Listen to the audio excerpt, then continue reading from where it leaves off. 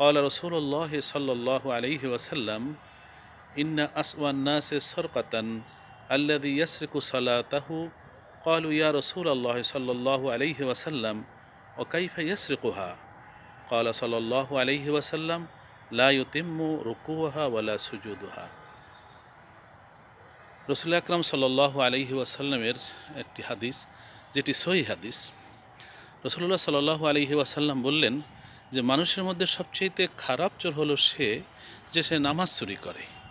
সাহাবীরা জিজ্ঞেস করলেন যে ইয়া রাসূলুল্লাহ, নামাজ কিভাবে চুরি করে? নবী সাল্লাল্লাহু আলাইহি ওয়াসাল্লাম বললেন যে নামাজ চুরি করে এভাবে যে সে রুকু সাজদা কিছুই পরিপূর্ণভাবে আদায় করে না। আসলে এই হাদিসটি অত্যন্ত তাৎপর্যপূর্ণ, কারণ ঈমানের পরে সবচেয়ে গুরুত্বপূর্ণ ইবাদত হচ্ছে নামাজ। সেই নামাজ যদি যথাযথভাবে আদায় না হয় তাহলে তো সেটি দুর্ভাগ্যজনক। একটি হাদিসে এসেছে, রাসূল পাক সাল্লাল্লাহু আলাইহি ওয়াসাল্লাম বলেছেন, কিয়ামতের দিন বান্দার হিসেব নেওয়া হবে, যার নামাজের হিসেব ঠিক আছে, যার নামাজ ঠিক আছে তার সব কিছুই ঠিক আছে, আর যার নামাজ ঠিক মতন হয়নি তার কোনো কিছুই ঠিক হবে না, অর্থাৎ সে আযাবের সম্মুখীন হয়ে যাবে। তো সে কারণে নামাজ যথাযথভাবে আদায় করা আমাদের অতীব কর্তব্য। নামাজের কতগুলো ফরজ আছে, ওয়াজিবাত আছে, সেগুলো আদায় না করলে যথাযথভাবে নামাজ হবে না। রুকু করা ফরজ, সাজদা করা ফরজ, এগুলি যদি যথাযথভাবে আদায় না হয় তাহলে তো আমাদের নামাজই হয় না।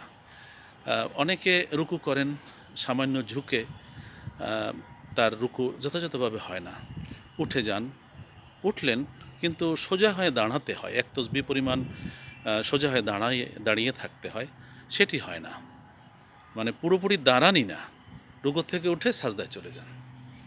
আবার অনেকে আছে সাজদায় চলে যান, সাজদার থেকে উঠে দ্বিতীয় সাজদায় চলে যান এত দ্রুত যে তিনি সোজা হয়ে বসেনি না।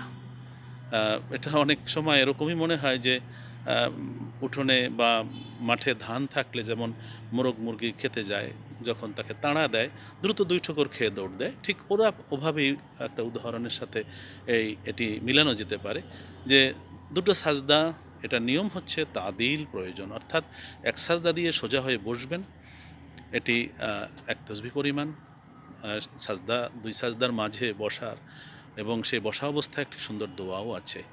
তারপরে দ্বিতীয় সাজদা করবেন, এবং সাজদাও এত দ্রুত করেন অনেকে যে সাজদায় এক তসবিহ পরিমাণও হয় না, তাহলে তো রুকু সাজদা না হওয়ার কারণে নামাজই হলো না। সেটি আল্লাহ রাসূল সাল্লাল্লাহু আলাইহি ওয়াসাল্লাম বলছেন যে রুকু যথাযথভাবে দেয় না, সাজদা যথাযথভাবে আদায় করে না, এ তো নামাজ চুরি করে। এটি সবচেয়ে জঘন্য।